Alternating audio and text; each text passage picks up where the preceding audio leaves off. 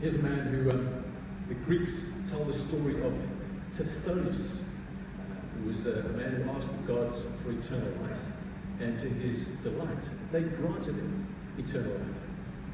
Until many, many years later, as he got older and older and older and just couldn't die, realized he should have asked for eternal youth too. It's not about living long, it's about living well. This is the man I get my name after. This is my Uncle Michael. He was a medical student at the age of 23, driving back from the hospital one day, pulled his car from the side of the road with a splitting headache and died. I was born a year later, I took on his name. He's the reason I actually studied medicine, was to finish what my Uncle Michael had started. But the reason I tell you that story,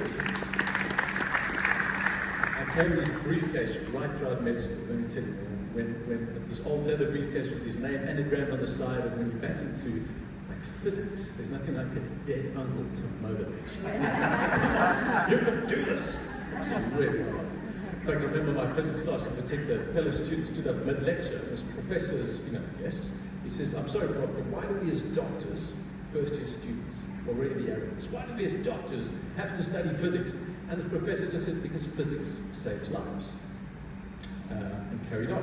Same student doesn't sit down, stands there, and again, with all the arrogance goes, I'm sorry, Professor, but how does physics save lives? I'll never forget his answer. He said, physics saves lives because it keeps idiots like you out of water.